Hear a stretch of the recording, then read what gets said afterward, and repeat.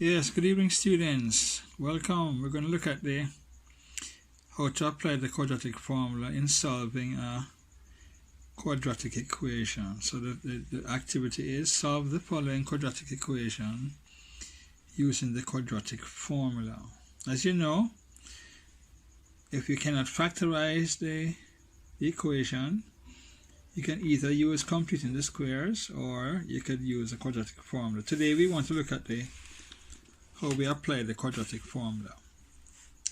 Well, we have to label the triangle. But the general form you have to label the equation. The general form of the equation is ax squared plus bx plus c is equal to 0, where a is equal to a number before x squared, b is equal to a number before x, and c is equal to a number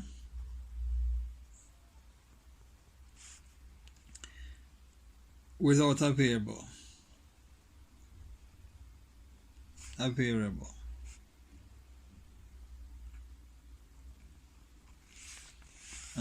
So in other words, then the number doesn't have x beside it.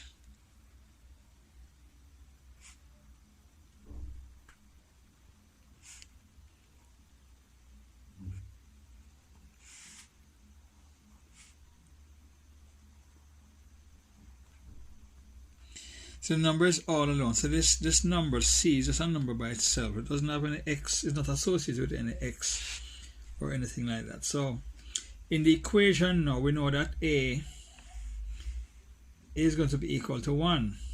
Anytime you see an x squared by itself without a number in front of it, we have to assume that it is 1. So in this case, a is going to be equal to 1. B now is going to be equal to 3.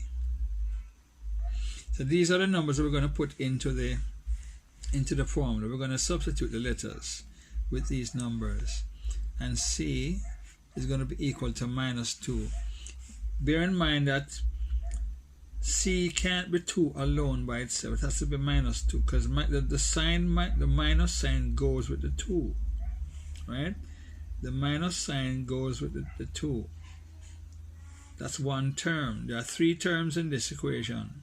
X squared is 1, 3x is 1, and -2 is the other term, right? So it's called a trinomial, right?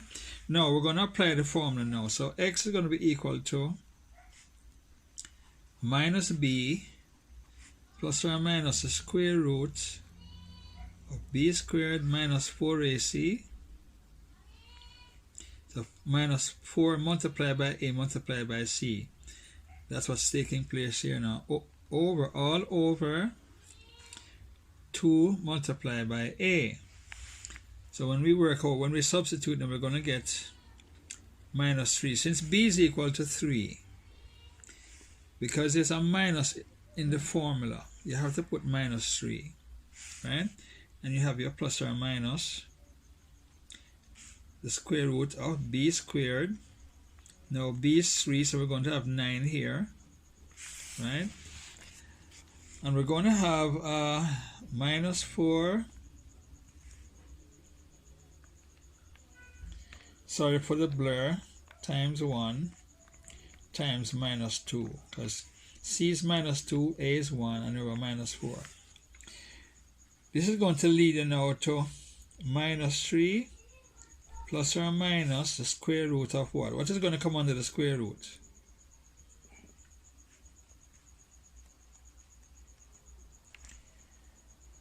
Okay, we have the 9 of a -4 times a positive 1, which will give you a -4. And when you multiply the -4 times a -2, you're going to get a positive 8. So what we're really going to have under the square root is 9 plus 8. Always bear this in mind. Make sure you understand how to multiply your numbers.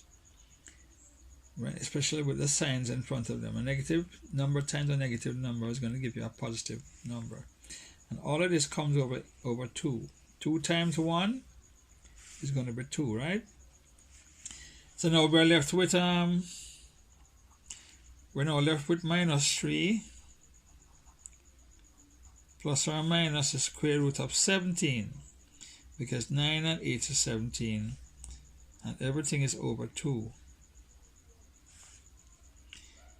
This is going to lead you to this. So when you plug in the square root of 17, we're going to get 4.12, I think, yes.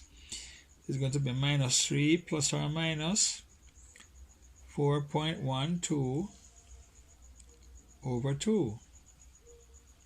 And this is going to give you 2 answers, you know. This is going to give you 2 answers. You're going to get 2 answers from this. Alright?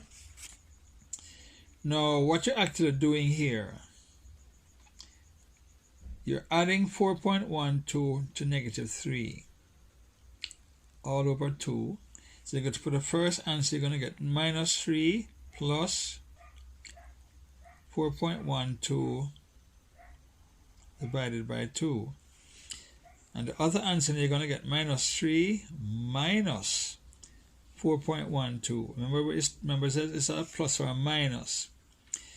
So the first solution involves minus 3 plus 4.12. The second solution involves minus 3 minus 4.12 over 2. And this is going to work out to,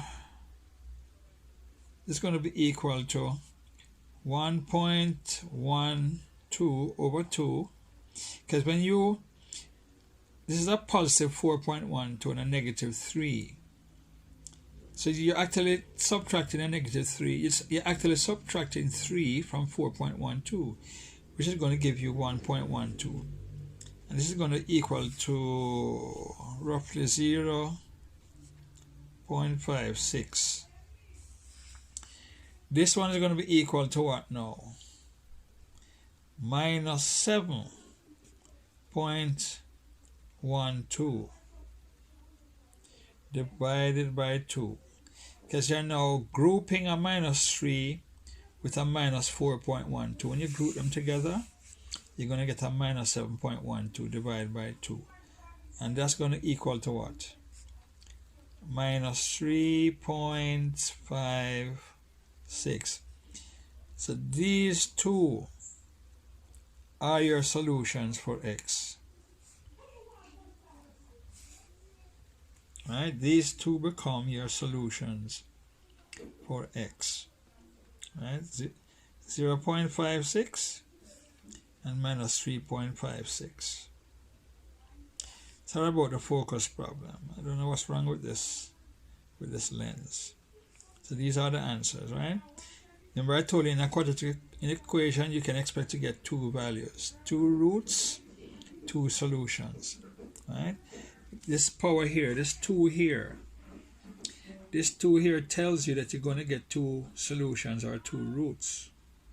So x is risen to the second power, gives you a clue as to how many solutions you're going to get when you work out the problem, right? And here they are.